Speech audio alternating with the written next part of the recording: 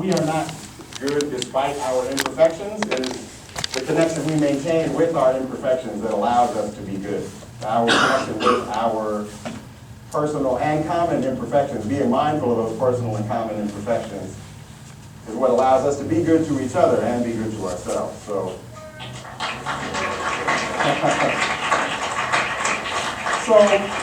I know that this is no easy task, and race may be the most difficult sphere in which to apply this concept, but I think it's where it could also reap the most rewards. So I hope that bit by bit, if we consider that and are mindful of it, we can shift away from taking it as an indictment of our goodness and move towards taking it as a gesture of respect and an act of kindness when someone tells us that we've got something racist stuck in our teeth.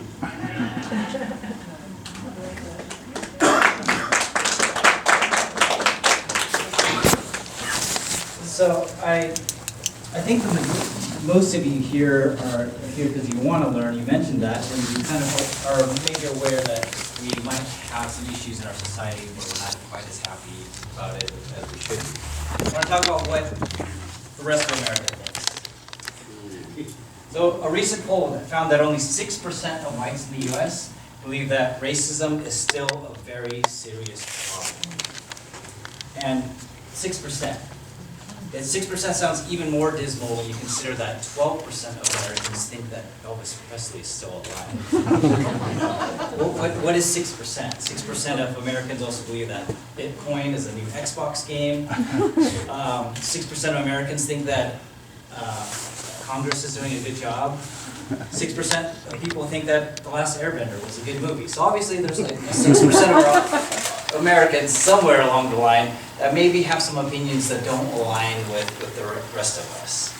The reality, though, is that most people of color report experiencing racial discrimination sometime during their lives.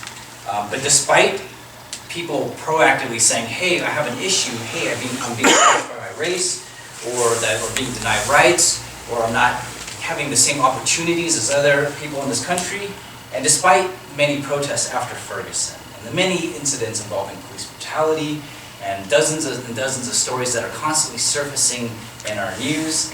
And despite the fact that almost every single study out there show that whites by and large experience like some kind of benefit or advantage in the society, the overwhelming majority of whites do not believe that racism is a problem. According to a Gallup survey on black-white relations, 7 out of 10 whites believe that blacks are treated equally in their communities. 8 in 10 say that blacks receive the same educational opportunities as whites do. And 83% say that blacks receive the exact same equal housing opportunities as whites. So only a third of whites believe that black Americans face any racial bias from police in their particular areas. But when you look at the data, it's appallingly clear that this actually isn't the case at all. So, a couple of examples of this. A major national study revealed that those with white-sounding names are 50% more likely to get a call back for a job than someone with a black-sounding name. First-time arrests for black youth have an incarceration rate that is 48 times higher than that of a white youth, even if all factors of the crime are identical. And Multnomah County is no exception. We certainly have a major ethics investigation right now into incarceration rates based on race here in our own city. In fact, it's so bad, it's so different that the average black male has a 1 in 3 chance of going to prison in their lifetime. Now, to believe all these particular statistics, and there are many, many more out there, and to believe all of them, you either have to believe that all people of color are naturally criminally inclined, that we're born to fail, that we're born with bad credit, that we're born to go to jail, that we're terrible at education, or there's some kind of systemic-wide problem across our political, legal, education, our financial and health sectors. Either way, it confirms the existence of prevalent racism, either in personal prejudice or in the system. And obviously there are different types of racism out there. I'm not going to break down every single one, but we're going to kind of dive into a more personal racism, more personal, how to have those personal conversations when things like this kind of come up.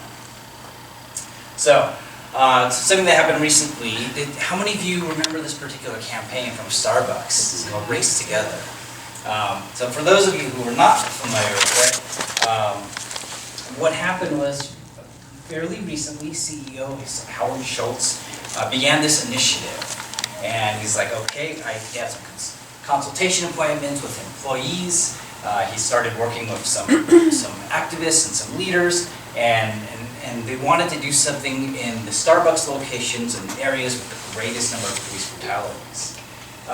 Since baristas working for Starbucks actually comprise about 40% of their staff, or 40% of their staff are people of color, it was actually very promising to see such a big company take the stand and wanting to work on facilitating some kind of racial justice initiative, right?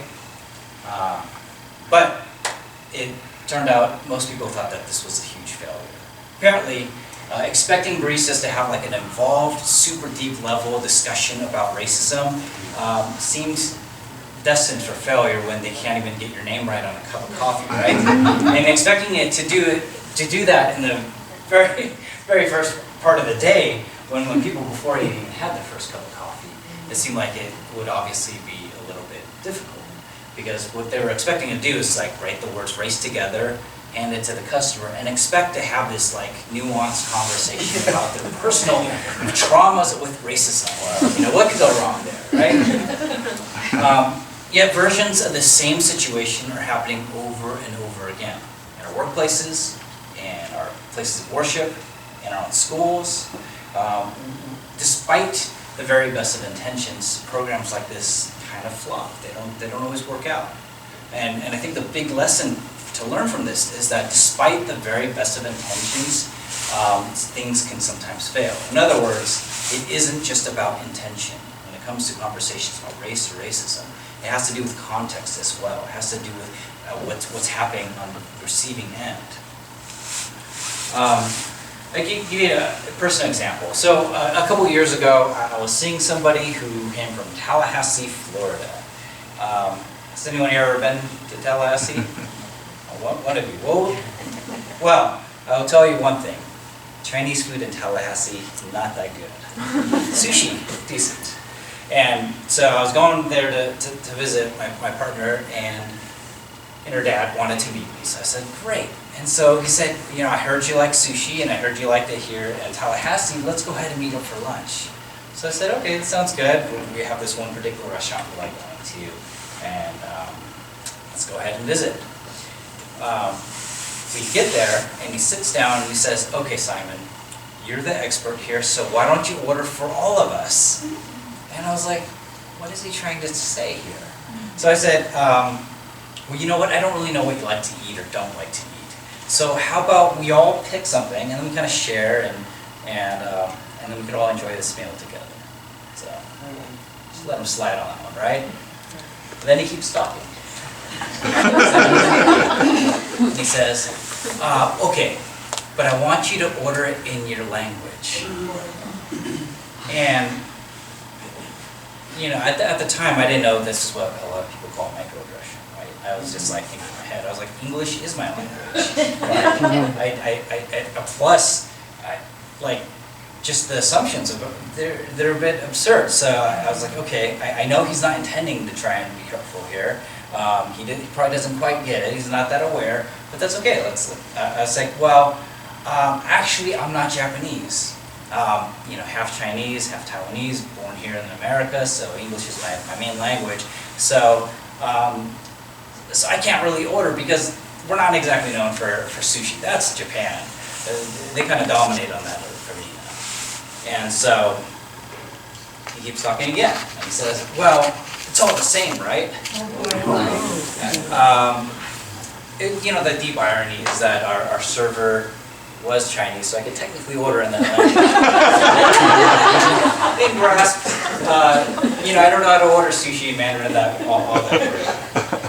And so, again, it kind of shows that someone might have the best of intentions, but it might come across the wrong way. And would the best response there have been, well, like, you're a racist, how could you assume that? It probably would have blown up, people would have felt very uncomfortable, probably really hurt. And I thought at that particular moment, it probably wasn't the right place and time to just like drop this atomic racism bomb on him. And instead, have these more nuanced discussions, build that relationship, build that trust, and over time, have more discussions. I mean, I'll tell you, like going to Florida, like I took many trips there. I'd never been called an Oriental so many times in my life. But I will say this, that they were super sincere, and I had probably had more rich conversations there than I ever have from people who were too busy trying to avoid labels, too busy trying to avoid looking racist without actually addressing these critical issues. So, this kind of leads me to this idea that I have, that a lot of times people have this particular habit. And I would say that all of us are kind of guilty of this thing. It's not just people who we would like to throw in this, like, you're a racist kind of bucket, but everyone. And it's a habit that I believe that's at the center of nearly every major conflict in the world, and kind of the center of a lot of the inequalities that we see in society. And it's something that's actually reinforced by the communities that we choose to surround ourselves with. It influences how we treat others. It influences how we vote in this country. It influences and shapes how we learn about the world around us. That habit is confusing ideologies and identities with actual people. But the reality, the more accurate term, is prejudice. But the solution for this is actually more simple than you think. And I believe that's to ask additional questions. Ask questions before jumping to conclusions, before having assumptions. So before you buy into a label or stereotype about somebody, even if it's one that's self-imposed, and especially if it's one that's in direct conflict with your own beliefs, take that time to ask those questions before making assumptions about the other person. This kind of happened to me when I was in high school. When I was in like 15, 16, I was really, really into studying philosophy and religion. It's just an area of great interest of mine. This was also back in the 90s when everyone used Yahoo and like there was like 60 websites on the entire internet. So like I would comb through these sites, right? They had this like religion and philosophy section. I was like, oh, I'm gonna click here. I'm gonna read these things. And I thought it would be really fun to have conversations with a whole bunch of people of a lot of different faiths. And while most of my friends would like shut the door on people who were, knocking door to door, I would invite them in for a cup of tea and to talk. My mom thought I was crazy, but I did it anyway. So I would see those commercials on the TV, like for a free book, you got a life issue, call us. I'd be like, yes, come. Right? So during this time period, I had ordered a lot of literature, a lot of books, and they were just spread out all over my desk. And one day, my best friend Rod comes over and he sees on my desk a lot of the materials, and then on the very top of them is the Book of Mormon, right? And at the time, I would say I was not a Mormon, and I thought in my head, oh God, he's gonna think I'm a Mormon, and I was like, what do I do? So in my teenage brain, I thought it'd be like funny to kind of like displace this idea, and I was like, hey, do you want to see a book from a cult? And he's like, okay. And I hand him this book, and he looks at me, he looks at the Book of Mormon, and he says, I'm a Mormon. And he's just like, why would you ever say that? and so, like, I started backpedaling. I tried to, launch into this thing about how it's like different than mainline Christianity and all this, and then I was like, I just had to stop. And I was like, you know what? I'm deeply sorry. I made all these assumptions about who you are. I made all these assumptions about like a large chunk of our friends who are attending the local Mormon church, without taking the time to actually get to know their particular belief system coming from their personal experiences. In other words, I was just kind of front-loading that, right? I was actively engaged in prejudice. And over time, we started hanging out more and started asking questions in a less hostile environment, instead of just being this like shouting match, instead of just throwing these labels of like, you're in a cult, or you're like this oppressive like evangelical person, or whatever it might be. We took the time to actually talk as friends. And that's when I really realized that not all conversation between opposing views actually have to be a debate. And I actually find myself talking to people of opposing views on kind of a regular basis. That's kind of one of the pros and cons of using social media in this day and age, I guess. And it's kind of also the result of giving a TED Talk called Give Racism a Chance. Because I get a lot of people who are like, that's not the video I thought I sent it. They end up giving me some thumbs downs. We start having a conversation about things, and it becomes kind of interesting, right? And sometimes it's also at a public hearing. I help to work on public policy development for the city and state. And in all these particular conversations, I sometimes find myself wondering, and you might catch yourself wondering this too if you have serious discussions about race. Is this actually productive? Is this worth it?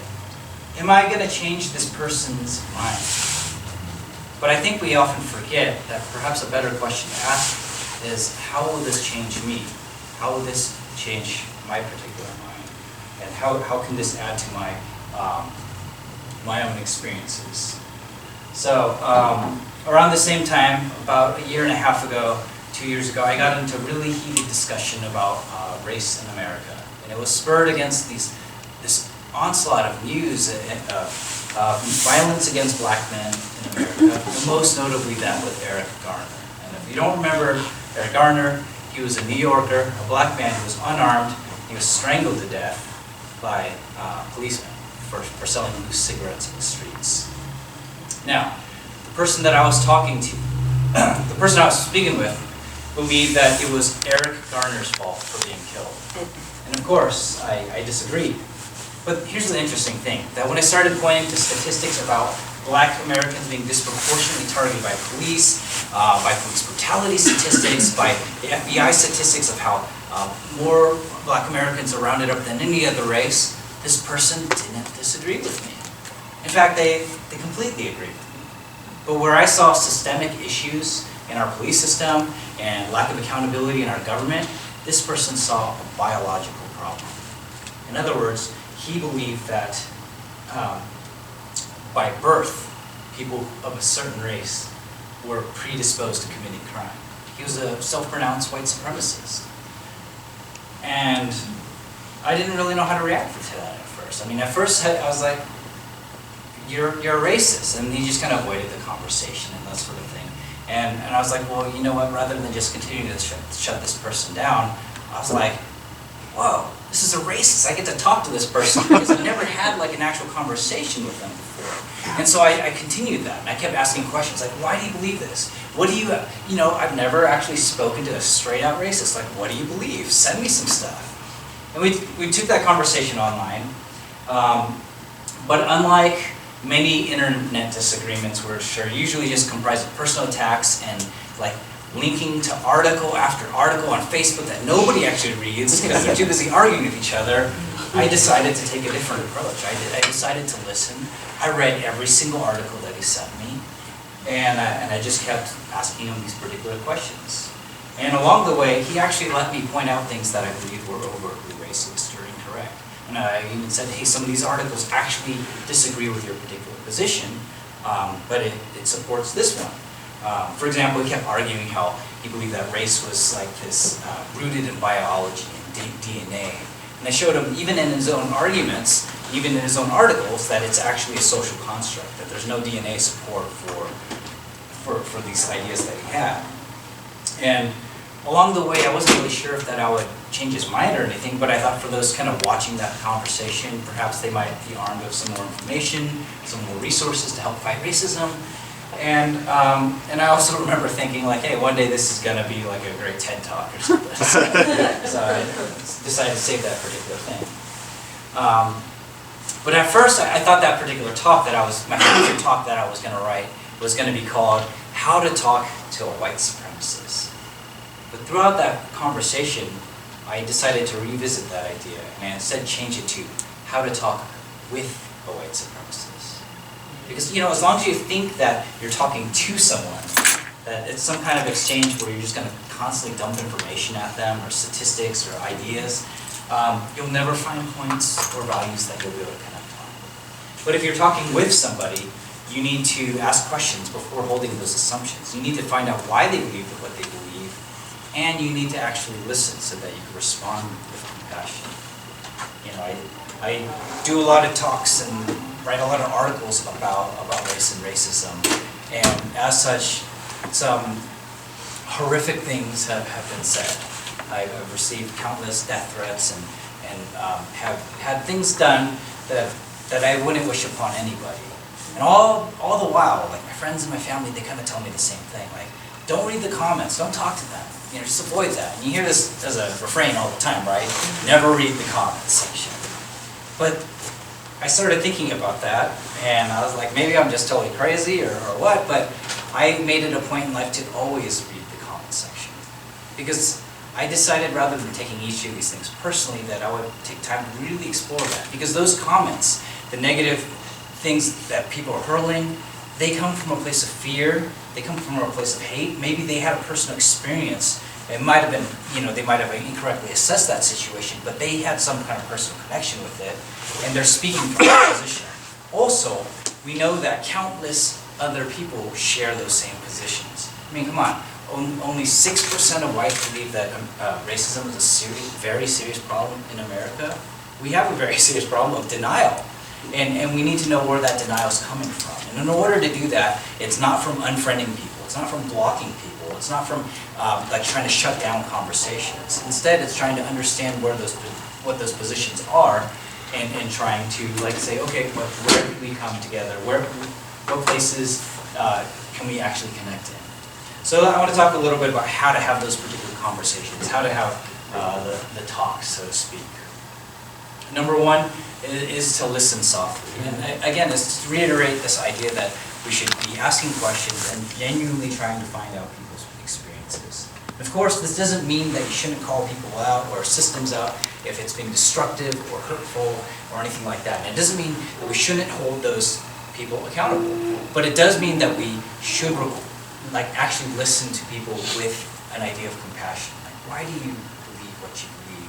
And how can that personal experience or idea inform my own ideology, and how can I hopefully make a meaningful impact or connection there? Number two, don't use labels. Try and avoid using labels. So instead of saying things like you're wrong, you're racist, you're a sinner, you're an illegal, whatever those labels are, you should learn how to say, I disagree instead. You know, the difference is kind of subtle, but the outcome could be pretty significant because it could shift an argument into a discussion. Attacking somebody's own identity will only undermine your own particular position and your own belief system. In my conversation with the white supremacist that I described earlier, I could have just written that person off as racist, but that would have put an immediate stop to any kind of conversation there. As long as we treat debates where one side wins and another side loses, people who we disagree with will never be interested in moving from their particular positions. Because very few people like to admit that they were wrong, right? Most of the time, when you get in an argument with somebody, they dig into their positions much more deeply. They get even more defensive, or they start attacking even more. So attacking them is not going to help in this particular situation. Oftentimes, we as people, and I know I can be guilty of this as well, is that we sometimes care more about being right than doing what's right. So sometimes we need to put those egos aside and then enjoy this kind of graceful living that you can have when you live without assumption. Number three, we actually need to have a working definition for racism. You know, I think that sometimes in order to get any kind of movement forward, we need to take a step back and actually reframe the conversations that we're having. In this case, I think we need to really think about what we mean when we talk about racism, we talk about social justice, racial justice, or things like that. Because what happens is a lot of us, and again, I'm guilty of this as well, a lot of social justice activists and people who are really into this, we start throwing around terminology that people don't identify with. We start dropping things like, oh, this is privilege, this is institutionalized racism, as opposed to structural racism, as opposed to whatever. Like, honestly, if someone's not in it, they're not going to understand what you're saying, and they're going to think that you're just attacking them, or that you're treating them or belittling their particular position. A search on Google, it really doesn't help that much, because when you say, oh, okay, Google, define racism. And it says this: the belief that all members of each race possess characteristics or abilities specific to that race, especially as distinguished as inferior or superior to another race or races. In other words, what Google says is kind of what we're taught all along in schools and in life, that racism is a belief that one race is better than other races, or some races are inferior to other races. But as a person of color, I'm not up against beliefs in my day-to-day living. I'm up against systems. I'm against a system that treats certain people unequally. And so that our greatest struggles for equality don't really necessarily come from fighting an ideology. And it's important to express that in addition to a belief, racism is also a structure, a social system in which some people have more opportunities or less opportunities precisely because of their race. Or some people are treated better than others because of their race. That's a more, effective, nuanced, and personal definition of racism. In other words, it's a system of inequality, and it's based on race, right?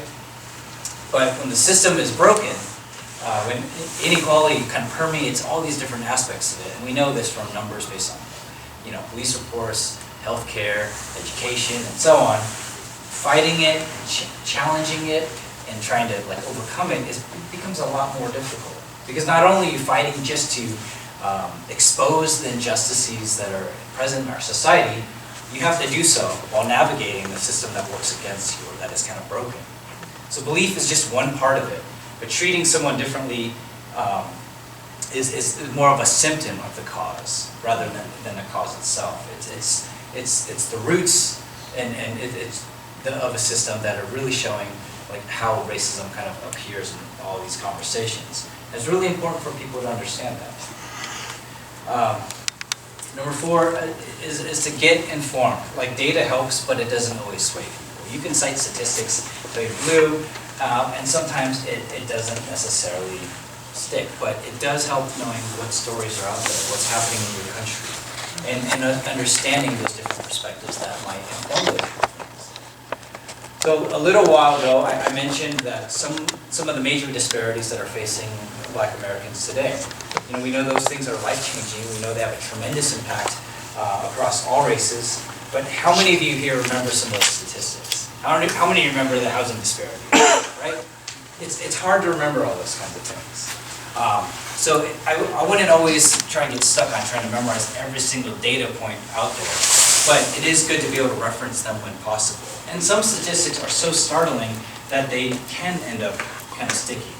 And you can use them to drive a conversation or to compile that with a personal experience or something to kind of make that point home. For example, we know across the board in America that every 28 hours an unarmed Black man is shot. That is ridiculous that we have to be in a society where we consider that normal. Why are we not doing something that like that? And I know sometimes doing research feels like you're kind of preaching to the choir, but knowing about current events, knowing how to speak to those current events is really important to kind of support your claims and to give you that kind of credibility. But that information really is only useful when you keep up with it. And it requires staying informed. It requires staying in touch and seeing what's actually happening in the news and in your own particular community. This is especially important when you're talking about racial issues in your own communities, and especially if you want to do something like talking to elected officials or decision makers about making some of the changes that you see. It's easy enough to say people are being displaced in Portland, or that the police in Portland treat its Black citizens differently than its white citizens. But it's another to actually have the actual statistics and the reports on hand to compile with that, so that when you make those presentations or claims, that you have something to kind of back up what you're saying. So definitely take the time to just get informed and stay informed. Number 5. Share your story. So data provides an important broad picture, but sometimes it's disputed, sometimes it's not trusted, and it sometimes doesn't have the same visceral impact as a personal impact, as a personal story.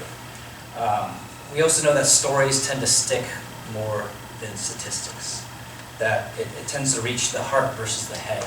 And a lot of times when trying to create changes in our society to make it better, it requires addressing both, right? Appealing to someone's values and their sense of compassion, as well as maybe their moral dignity, as well as like informing them of just like straight out facts of what's happening. It's hard to debate a personal experience as opposed to data, because people always like say, well, you can make up statistics about anything, or you can reinterpret that in a different way. But it's much more difficult to debate something that's a personal experience, especially if it's a relationship driven. If you have a connection with somebody and you're just trying to have a frank conversation about your own experience. So I want to kind of take a few moments out and kind of share with you my particular, one of my personal stories about how I've been facing what we call institutionalized racism, or racism within our country's systems. So, and some of you might be familiar with this, but in 2009, I decided to file a registration for a trademark application for my band's name. Something that my attorney recommended that I do. Said, you know, it's really common for bands to do, and we want you to go ahead and do this. It was rejected, flat out. They said that the name of my band was disparaging to persons of Asian descent. Now, everybody in my band is Asian. We play in a lot of Asian American events. We just came back from tour from Asia like 4 days ago. So like we have a pretty strong connection to that, and I thought, why would you even believe this, right? But the name of my band, by the way, is The Slants. It's a reference to our perspective as people of color. It's also a way to kind of turn this false stereotype upside down that people have. People assume that all Asians have slanted eyes. It's not true. And so we wanted to do this kind of like to create these conversations about race. And plus, I mean, you know, as a music geek, I was like, cool, that's a type of guitar chord. People are going to get that. Nobody gets that. Nobody gets that, but that's okay. The interesting thing is like what the trademark office did. They quoted UrbanDictionary.com. They showed a picture of Miley Cyrus pulling her eyes back in a slant eye gesture, and they said, well, you know, Wikipedia says in the racial slur database that slant is there, or slant eye is there, so you guys can't have it because you're racist towards Asian people. And so we started fighting this thing. Well, I was like, obviously this guy's wrong. He doesn't know where we're coming from. And over a year and a half, we compiled a little bit over 2,500 pages of evidence. We got a dictionary expert. One of the editors of the New American Oxford Dictionary wrote this big report about the history of the term slant, how the way we're using it is not actually racist, but it's a form of empowerment. We got 2 national surveys. Overwhelming majority of Asian Americans supported us. We got legal declarations. We got testimony after testimony from leaders, internment camp survivors, people who like represented a good chunk of the 17 million Asian Americans that supposedly were outraged by our name. And all the while, the trademark office said no. They're like, these dictionaries from 1938 say it's offensive. And this racial slur database book says it's offensive. And AsianGuides.com says it's offensive. And of course, Urban Dictionary, right? What's the deep irony is that even the printed version of Urban Dictionary didn't say it was, but you know, it's a whole different point. So finally, we decided to change gears, change tactics, and we said, oh, hold on a second. If slant really is this racial slur that you claim it is, how come you let over 800 other people register this trademark? Why is this case the only one in all of U.S. history to be rejected for being racist towards Asians? And the trademark office said, oh, it's easy. It's incontestable that the applicant is of Asian descent and a member of an Asian band. In other words, he said I was too Asian to have the trademark. He said, well, you know, people go on the website, theslants.com, they see a bunch of photographs of Asian people, they're going to automatically think of the racial slur instead of any other possible definition. So if I were any other race, it would be okay, right? And then I started thinking about this, and I was like, well, if you were to actually kind of chart out that particular logic, it would look something like this, right? The more Asian we are, the more we're racist towards ourselves. And of course, this particular point spikes up when we added a 5th member to our band, because we have like a lot more Asian people, right? And this is something that I had been fighting for over 6 years. In fact, I'm still fighting. We just won in the federal circuit, which is one step below the Supreme Court. And all the while, there are people who are saying, well, the trademark office, what they did was not racist. They were trying to protect people. Yet, they denied me a right based on my race. It's the very definition of it. And I tell people this all the time, and even still, they're like, racism doesn't exist. It's just, I'm like, even my close personal friends who know that I've been going through this thing say that. And I think it's fascinating, but because we've shared this story over and over again, because I mean, on the TED stage in colleges and events across this country, it's starting to take foot, and people say, well, hold on a second, like maybe they got something here. Because when we started looking into the law that they're using, which was written in the 1940s, it turns out it's almost only used against people of color, members of the LGBTQ community have been slammed with it, saying like, nope, you can't reappropriate things, you can't try and change the definition of things to make it more empowering. Like that's not acceptable. Of course, we know that what the government thinks is acceptable, right? Certain sports teams maybe, certain icons, countless porn websites get their trademark registration. And so we see like this different standards set for one segment of our population than others. And we finally were able to make that particular argument through the free speech argument, talking about constitutional rights. But it's just one example out of many. Like story after story shows that maybe we're not as equal of a society as we think. So number 6 here. Again, I can't reiterate this enough. Asking questions. Sometimes asking a question can actually be just as effective as presenting some kind of assertion, and sometimes as presenting like an article. So like, you don't necessarily need to link to the newest BuzzFeed article or Occupy Democrats or whatever site you're citing. Like sometimes you could just simply ask a question about why someone believes what they believe, and trying to like dig in a little bit more. So this is especially the case with online debates where like motives aren't always clear. You're not always sure where people are coming from. But when you ask questions, it allows you to kind of find common ground or values with someone too. And it shows that you actually care about their perspective, even if you disagree with them. And again, like as I mentioned before, this doesn't mean that you shouldn't try and fight against oppression or groups that are trying to be destructive, but it requires you to be more compassionate in how you talk to other people. And it allows you to kind of find more constructive approaches in trying to reach people as well. I believe that many of the key debates that we have in this country around moral issues and around racism actually have less to do with which moral principles that we ought to have. Instead, they tend to be more about different interpretations of values that we already share with one another. But, like you take an example of like gun safety, gun control. There's no question that, most people value safety of their families. Some people just think that means having more guns, and other people believe that means having less guns. When you talk about issues of police brutality, nobody would disagree with you that police brutality is an issue, that we shouldn't have this like military-like police state in this country, but there's definitely different interpretations of like what the solutions to that look like, and whether or not certain populations of our country experience that kind of disproportionate front end of that.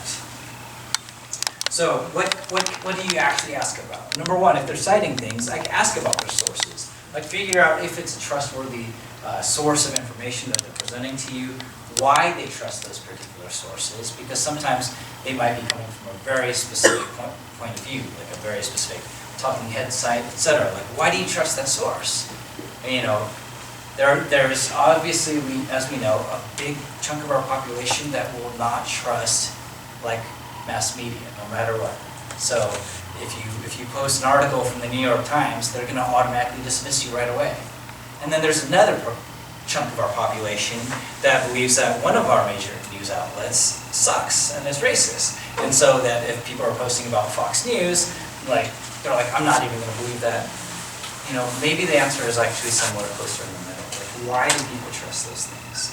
Number two, try and clarify definitions. Again, I talk about this example of like the word racism means different things to different people. Sometimes people are arguing about beliefs and other people are arguing about social structures, like figure out what you're trying to say, and then have a conversation based on those shared definitions. You know, you might say like someone's experiencing white privilege or male privilege, and other people are like, well, I didn't get any benefits, I didn't get a check in the mail. Like figure out what those terms mean. Even, we know that was an issue here in PCC, right?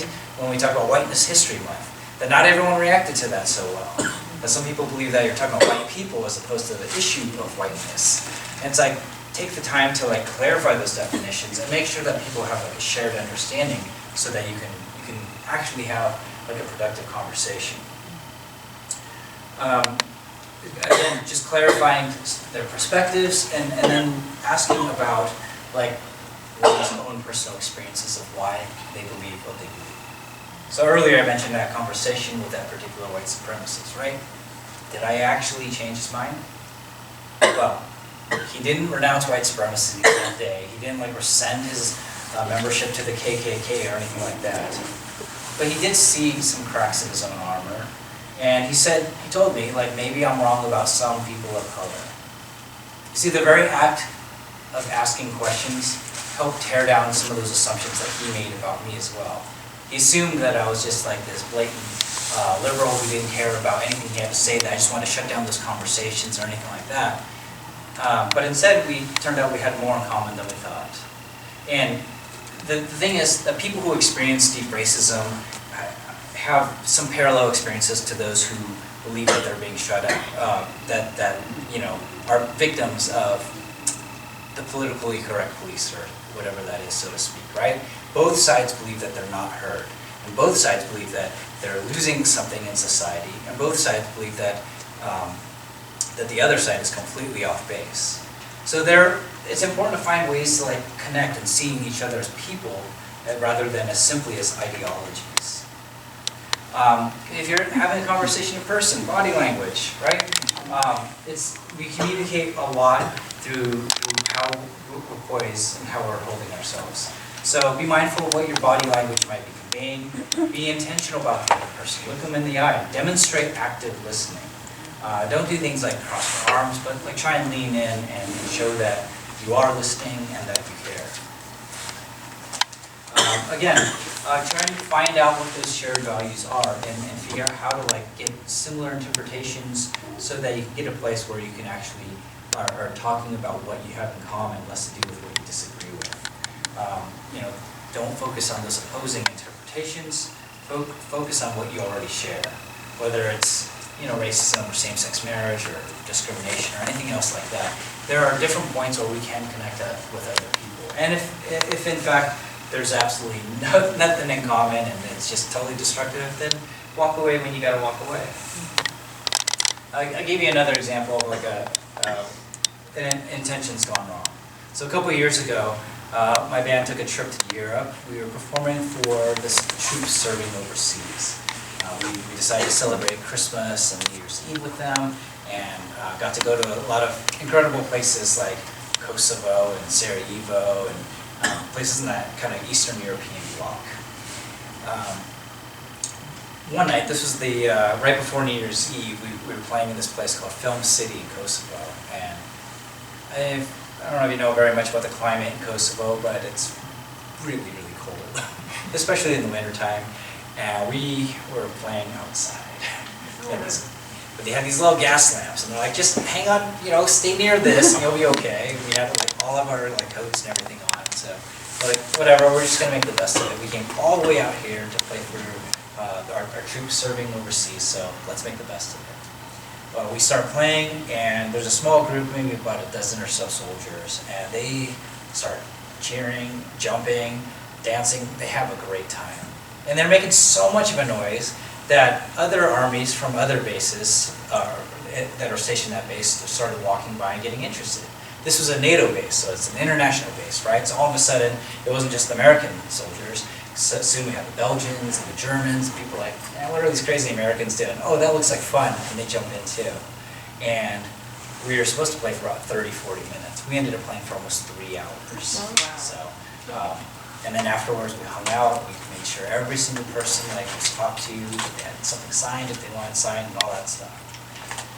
at the end, we're loading all our equipment, and this guy comes up, and I could tell he was pretty high ranking because he had a bunch of stars and a bunch of medals and like the whole military regalia thing.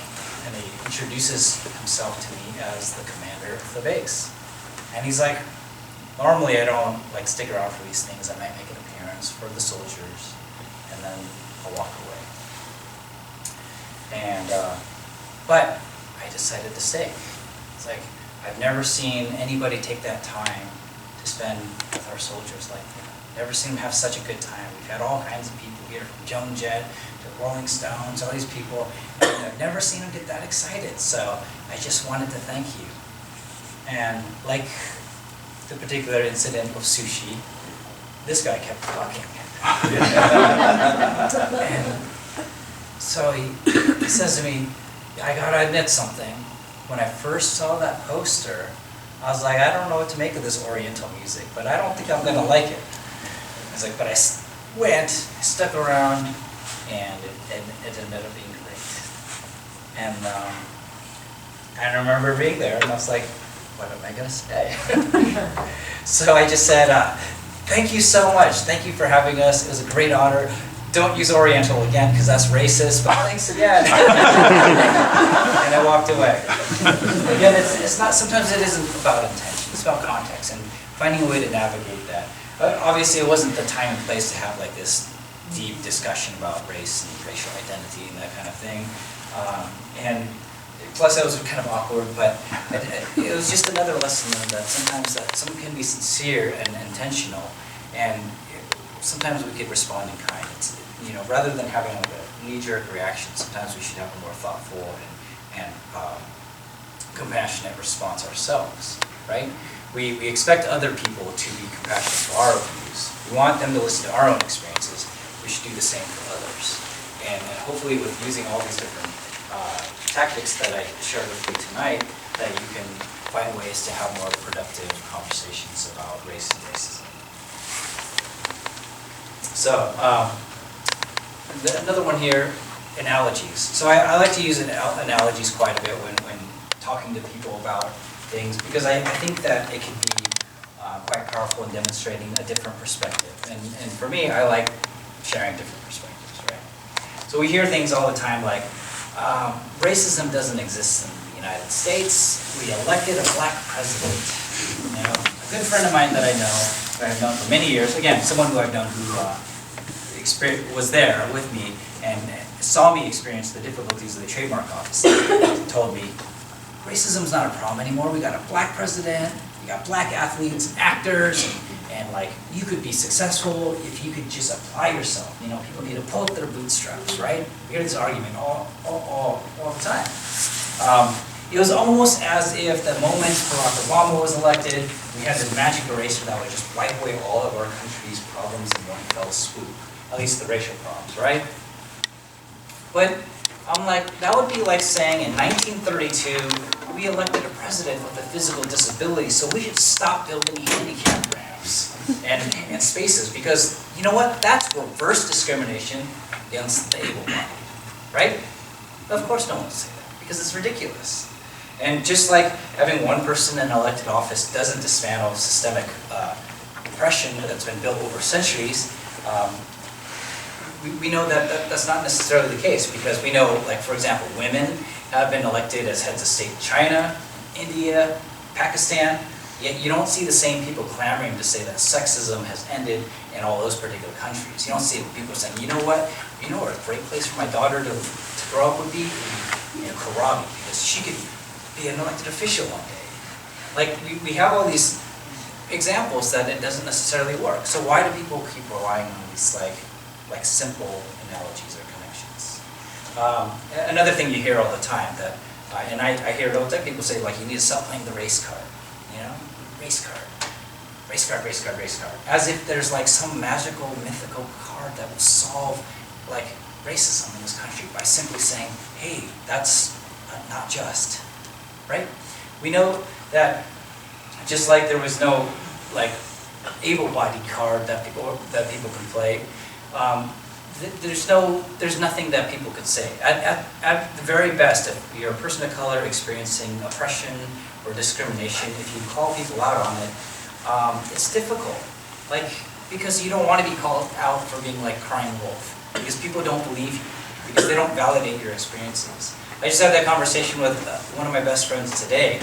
We were talking about, posted an article about racism in this country, and like kind of this idea of like how we spend way too much time worrying about what people say when they're complaining about issues of like anti-blackness or racism. Instead, we should be worrying about the people making the threats. We should focus our time and energy on those people. And he's like, well, as a third-party person here, I'm trying to be unbiased, I can't sort this out from people who are like just lying about it or just crying wolf. And I think that's taking attention away from real racism and real problems. And I was like, well, what do you define as a real problem? I'm like, someone just received a death threat because they're a person of color. Another person's denied housing because of their race, or they're denied a mortgage or a job. Like, are those not real problems? So when I kind of use these different analogies and stories, it kind of allowed us to move forward in our particular conversation. And finally, it's just a general encouragement here that, you know, when we're wrong or when we make a mistake, or when other people are wrong and make a mistake, don't necessarily rub it in, right? Don't gloat. We need to sometimes learn to walk away, or agree to disagree. But when it comes to what's doing right, like in particular doing right in our society, that means we need to also focus on creating change on a larger level. And sometimes that means learning how to address issues of racism, not just on a personal level, but on that systemic, larger level. You know, remember that definition of racism that we shared earlier? Can't effectively fight racism if you only focus on surface level issues. That if we're only thinking that it's a personal belief and not an actual system, we're not going to be able to make change. So I see kind of like this issue of racism like almost like a tree. Think about that, right? The leaves of this particular tree would be things like racial slurs, interpersonal relationships, individual prejudices, things that you see that are pretty kind of obvious, like right away, especially if you're like, oh, that person just used a certain word, that they're racist. The branches are more like access to critical services like housing, education, healthcare, barriers to citizenship, gentrification, etc. But even still, that's not necessarily the root causes. The trunk of this tree would be like the archaic laws that we have, anti-immigration policies, inherited conditions that we have from, you know, having slavery so long in our country, inherited problems that we have today because we had concentration camps for people of Japanese descent, you know, so on. Those things still affect the quality of lives that people live today. It affects where we live today. You know, you can take a stroll through North Portland and still see aspects of redlining where people are not allowed to live because of their race. So it definitely has shaped our neighborhoods. But the real roots of all this and this kind of racism tree is that we have these personal biases and it's embedded into our system. It's a system that's fueled by corruption, fear, greed, and ignorance. So the only real effective way to change the system is to like kind of deal with things like the leaves and branches and so on, but to dig up those roots altogether. And that means, I believe, holding uncomfortable conversations about race and racism as we've kind of been talking about today. That means being an informed, registered voter that participates in elections and frequently holding our government accountable and holding the people that are in that office position, looking at what policies are being put on the ballot. That means getting involved with local organizations so you have a strong connection with your own community and making sure that you're in the right place. And also supporting candidates who care deeply about equity, equality, or perhaps going into office yourself. So I just want to kind of close out with this particular story and then be more than happy to take some questions or if you have anything to share. So a couple years ago, my band was invited to perform at the Oregon State Penitentiary. And to a lot of people, sending an all-Asian band into a prison with one of the highest rates of white supremacists what kind of a bad idea. But it didn't dawn on me. I was like, well, that sounds like fun. Johnny Cash did it, so I can do it. And it didn't even dawn on me as I was like signing these waivers. Yes, if I get shanked, if I get killed, whatever. Like, that's not gonna happen. That's cool. We're just gonna play. And it didn't really occur to me until we were going through security, and like, this is the most intense like security I've ever experienced in my life. It was like even more so than trying to get onto like a military base that was an active war zone, ironically. We took all of our IDs, took inventory of everything we had, and then we kind of got put in this room. And in this room, we were handed these really bright orange vests, these nasty things that have been used over and over again. And they're like, okay, you gotta put this on over your clothes. And my singer says, well, you know, we wear like suits and we wear vests and stuff. Like, can we take these things off, like, at some point? Because it gets really hot. This is in the middle of July, after all. The guard says, sure. But if something happens, those vests let us know who not to shoot. So I was like, can I get 2 of them vests? I'll put it on right here. You know, we started going through security, and it's just like, and I can still remember like how loud these bars would clang every time they opened or closed the doors, and it just kept kind of reminded me that this place is meant for containment. It wasn't for comfort. And I'd never been to a prison before, and all the while I'm thinking in my head of everything that I knew about prison systems. This is like before Orange is the New Black was out, so it didn't even have like this cool kind of undertone, right? It was like, I was like, everything that I knew was like, in a maximum security prison, it's like rapists, drug dealers, murderers, like awful people. And we finally get through and we see this large empty field. They call it the big yard. It's about a couple football fields put together. It's surrounded by concrete walls. There's sentry guards all over the place. And the stage was on this, like the far end of one side. And I learned that on that particular day, we'd have about 2,000 inmates there, like walking the field, and the only thing separating us and them was this thin line of yellow police tape that said "Do not cross." And I remember I was like, I don't think they listen to instructions like this. It's like, that's what they hear, right? And I was just, and then they're like telling me, oh, we were going to invite you last year, but there was a big riot, so we had to like shut the place down. A bunch of people are like in all these places because of that. So we're going to have to separate them in these groups because some don't play nice with others. And it's not really helping the nerves. But throughout the while, we started talking with some of those prisoners, and I was like, what kind of conversation do you have? Like, so, why are you here? You know, that's the inevitable question. And we've heard stories of people who were in there because they murdered someone, because they did something terrible. A lot of them were like genuinely remorseful for the things they've done. They've been in there for so long, they had almost no connection. They're like, that was like a different person. But they knew they would be there for quite a bit longer. And so we finally started playing, and you know, a large chunk of them were just kind of walking the yard, getting their only hour of outdoor time that day. And then they started cheering when we launched into this Rolling Stones cover of Painted Black, so they were really excited, and we just got put on the show, and then it's over. Now, during that time, prisoners had an opportunity to come up and talk to us. And I was kind of by myself on one side when I noticed a very large group, about a dozen, very, very, very large white men started walking up to me. White men who were covered in tattoos, white powder tattoos, swastikas, every imaginable thing. Just started walking around, looking around. Again, those nerves started coming up again. I'm like, where's our liaison? Where's that guard who's supposed to be watching us? Oh, he's too busy talking to those other people over there. My bandmates were breaking down here, and I was like, okay, well, I'm just gonna hang out here. There's the police tape, like, stand right here. Right?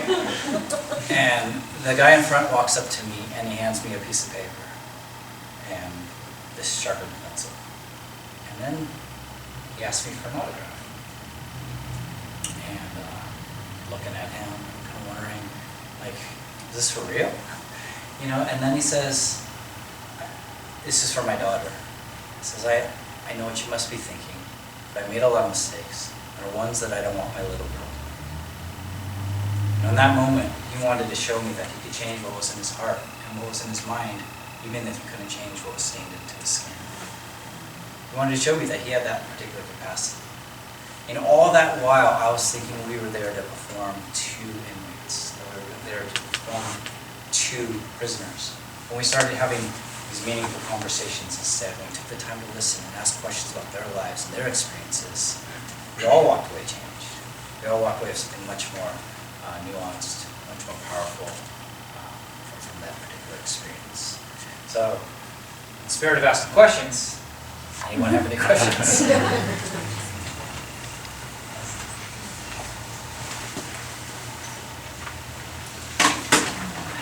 If not, you can just get out of here. I know some of you are in class. So you got another like 2.5 hours. So. Well, I have a question. I'm just curious more about you. I know people say you write a lot, you band. It sounded almost like you might be are you a faculty here or? Oh, I teach adjunct in the business department. Okay. If you want a marketing class, yeah. And you do audio online too, or recording, or what? I know you're referring to when you said that article. Oh, well, so I write articles, like I sometimes write for Huffington Post, but I keep a blog for a couple other sites. A lot of times I write about issues of race and racism. I also write about technology, art. So, yeah. Are you from Portland, or where were you born? I was born and raised in San Diego. I moved to Portland about 13 years ago. So at that time, I was actually following my passion of like philosophy and religion. I had a double major. Like 2 months from graduating at UC Riverside, when someone asked me if I wanted to drop out of college, move across the country and join a touring punk rock band, I said, "That sounds like a great idea." So I did.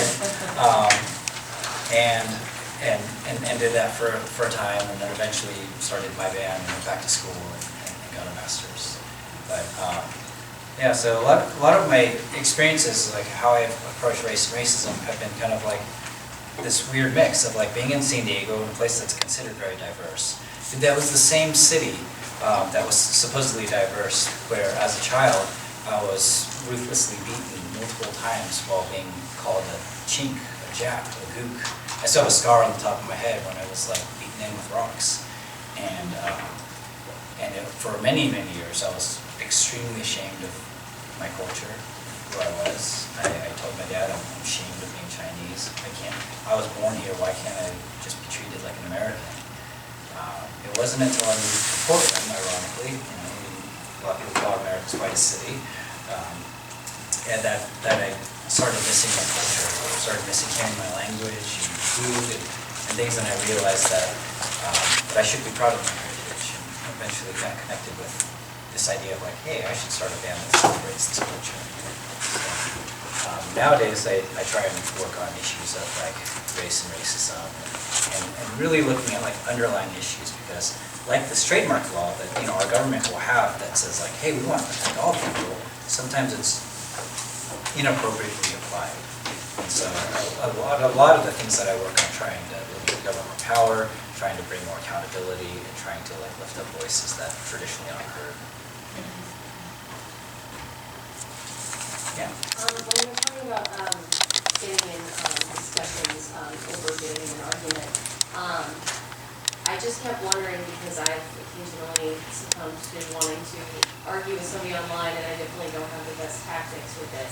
How do you keep your emotions from overtaking it? Like, how do you keep from getting angry, basically? Well, I would say it's not easy. It requires like just being very thoughtful, like thinking like, okay, what if what they're saying is just to provoke me? So I kind of approach it in 2 ways. One, like number one, I don't like giving people the satisfaction of like trying to make me upset. I'd rather just be above reproach in that regard. And the second is to think like maybe they also had a personal traumatic experience, and that people have never given them time to like actually like explore that and find out where they're coming from. Because I think about like how I've had these deeply hurtful experiences myself, and and sometimes people shut it down, like pretend it doesn't exist. So I try and extend that same understanding to someone else. And if it's really bad, it's just totally, it's just a bad situation to be in, then I'll either walk away or take a few moments, compose myself before having that initial response. But I oftentimes think if you're having a conversation online, it's not just about the person you're speaking with or like in the Facebook's comment battle with, right? It's your friends, and they're looking at it too. And if you compose yourself well and show that you're approaching it with understanding, compassion, and that you're actually trying to listen, most of the time people around them will be reactable, like rationally towards it. It doesn't always work, but I found that more often than not, when you take the time to do that, you end up with better results, even if you're just like steaming inside. Yeah. When it comes to the race card, what's something that we as people can do to mitigate the problems that are caused by wanting to reach out, but that fear of not being believed? Like, you can reach out to advocacy groups, but doesn't that almost seem like you're preparing your case to give you credibility when there's none present, because it's only your word against something that happened? When there's insufficient evidence, what is a good approach for those type of situations? Well, I think that there's probably no one-size-fits-all solution to that particular situation. The nice thing about reaching out to like an advocacy organization is that you tend to have support, people who are willing to listen and maybe who have experiences in dealing with similar situations, depending on what it is. And oftentimes they can provide you with resources to help you kind of navigate an incident that you're facing. So I definitely recommend building that community of people you can trust, either it's organizations or perhaps individuals in your life who can speak to that. And I would say and not everyone believes this, but I actually believe that we should try and work on building relationships with allies, because sometimes it's like the issue with say a lot of issues with sexism in our country, that for many people, they won't believe that there's a sexism issue unless men talk about it, right? And for many people of color, sometimes people don't believe that there's a problem unless it's coming from a white person saying like, hey, we got a problem. I don't think it's a coincidence that one of the most popular and looked up to speakers about racial problems in our country today is a white man. Because he understands he has a certain amount of privilege and influence, and he can say, hey, as a white man, I've experienced this, I know we're perpetrators in this situation, or that kind of thing. So that should be considered, could be considered as well. But I know it's difficult, especially if it's like a personal traumatic issue. Thank you, I appreciate it. Yeah. I don't know if it's really a question, it's just that I think it's the second or third step that you thought about not putting a label on it. I think that's the thing that stood out for me the most, is being a person of color, and I've been in a situation where how I see it from my experience rears its head a lot quicker for me than it does for the people in the room. So they don't see what I see. So it's kind of, it's not on me to even put a label on it. So that's the thing that kept coming back for me. It's like you can't even call it what it is. Yeah, I mean, and I think that we like to try and put everyone in these convenient boxes, right? And this is something that all sides do. And we think it's easier to just say it's a black and white issue. But I think removing those labels helps reveal that it's much more complex. That even amongst people of color, our opinions about racism are as diverse as our communities, as well as the solutions to it. so that we don't always even agree amongst ourselves. And it was apparent to me in this particular conversation today, where I know, I was talking to somebody earlier today, and I know that they care a lot about like anti-racist issues, and they care a lot about like trying to like having a more just society. But they said something like, the Trump 2016 symbol, or Trump 2016 is the same thing as a swastika. And I was like, no. I was like, you're belittling the experience of people who were under the Nazi regime by saying that. And I was like, also, you're discounting the fact that there are Muslims for Trump, there are people, the Asians for Trump, there's like PACs built on people of color who actually support him. And I was like, those people feel like they haven't been heard, that they tend to be much more conservative, and that they have experiences that they believe that some social justice movements have invalidated, and that those experiences should be recognized as well. It's not to say like, the things that a certain political candidate might or might not be racist, but it's trying to say like, there are some people who just feel like they haven't been heard. And if you just say like they're outright Nazis, they're outright racists, they're never going to come to the table to listen. Who's going to say like, oh, you're calling me a racist? Yes, let's have a thoughtful, compassionate conversation. That's, so that's why I always like, let's get away from labels and actually talk about like actual experiences and actual like belief systems and that sort of thing. Yeah. I was intrigued by what you said about racism. It's not meant to make sense, right? It's a rationalization. It's a justification for a power situation, an exploitation, historically, and that when we get into trying to have rational conversations about it, we're not paying attention to what we're really talking about, which is power and privilege. So how do we surface that in a way that allows us to have a more honest conversation? Well, I think it kind of depends on where someone is in that conversation, because not everyone is going to have the same level of awareness. But if you feel like someone's listening and that they're open to those things, then you can say, hey, I believe that this is more about power and privilege as opposed to just like racial characteristics based on skin color or racial features, that sort of thing. We can't treat all these conversations as if they're like one and the same, because people are going to come to it from these different interpretations and different experiences. That's why I also believe it's really important to have clear definitions of what we're discussing. Because if we're just saying, oh, racism, to one person it's a social structure, to another person it's personal experiences, and for someone else they're like, that's a great way to be. So like you have to like define what we're talking about, and then you can have those kind of nuanced discussions. Yeah, I think, thinking about the conversations that I have, especially around this month, and the preparations that have been the most difficult. I teach here also, and I don't consider myself an expert in any way in the conversations that I have with resistant white students. I'm really aware of my power as their teacher, and I'd like to be able to take that out. Or what do you do with that? You're a teacher.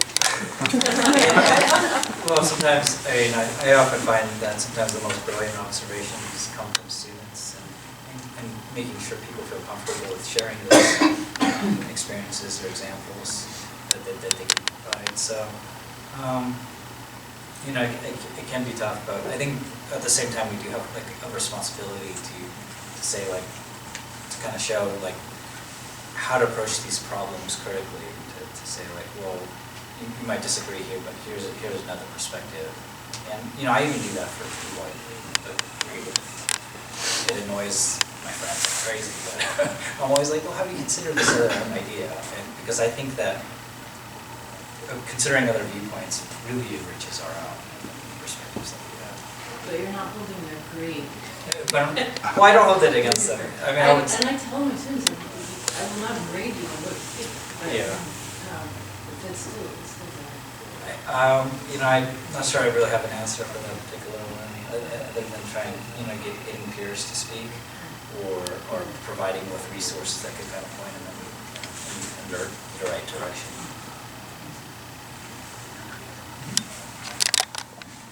In this day and age, do you think, I view affirmative action as a double-edged sword.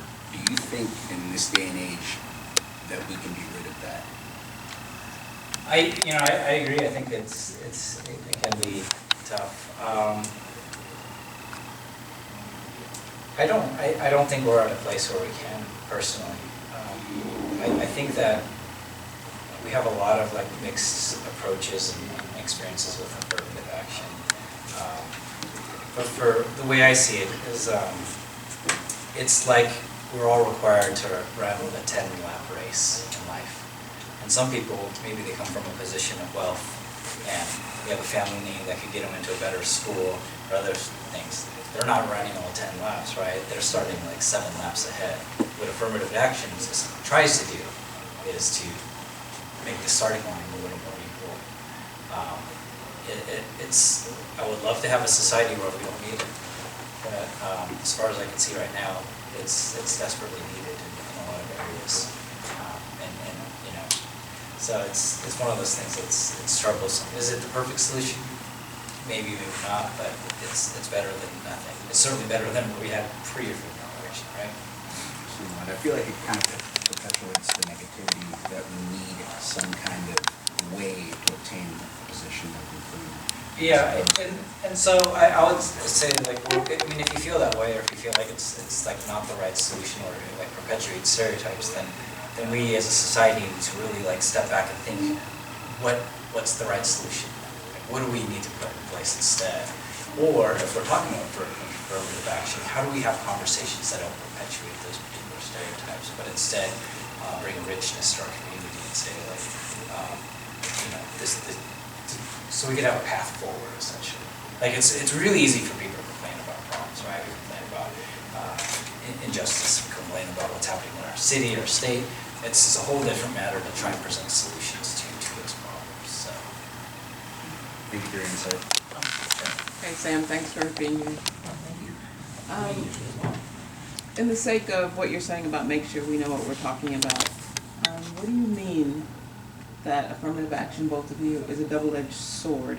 And when you said it's better than what existed before affirmative action, I was just thinking it was all affirmative action. It just depends on what you're talking about or who you're talking about. Does this make sense?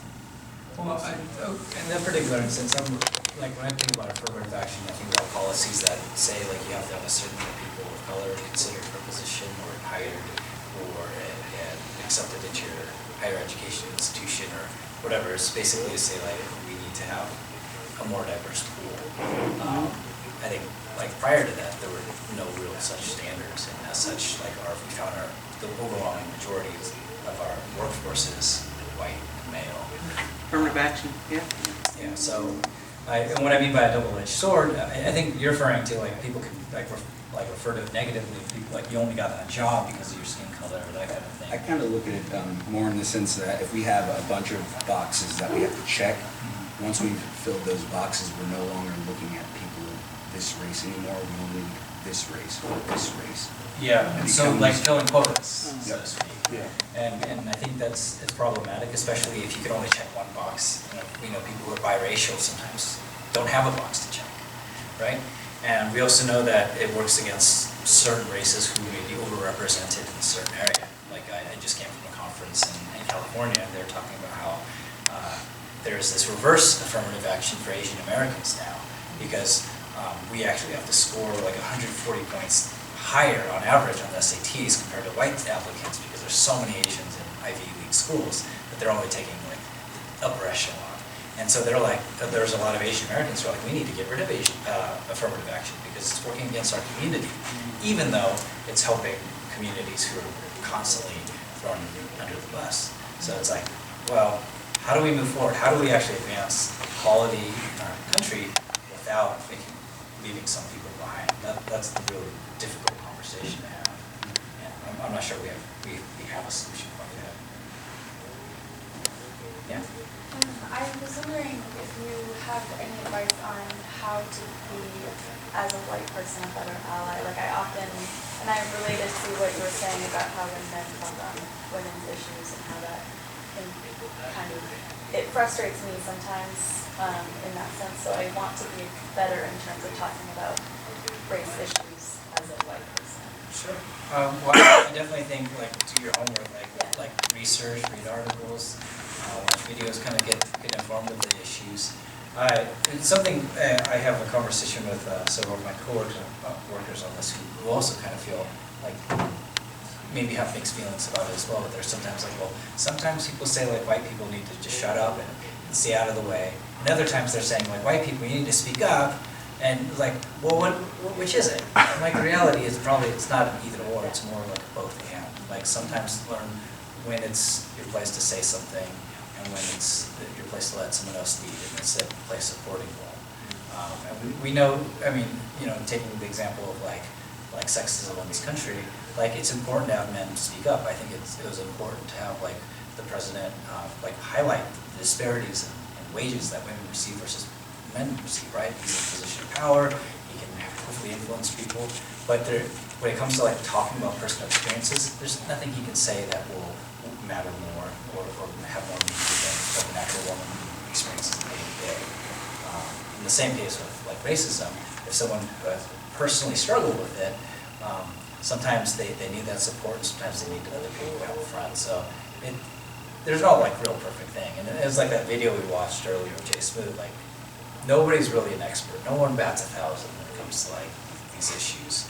But the best we can do is like kind of try and be more informed and try and approach it with like much more comprehensively. Any other questions? Well, if you're interested, I do have like a list of like resources you can check out if you do have more interest, talking about like race and racism, like trying to understand these issues. I have a lot of great books and things I recommend. I'd be more than happy to share that with you if you want to send me your contact info. And thank you so much for being here and for listening.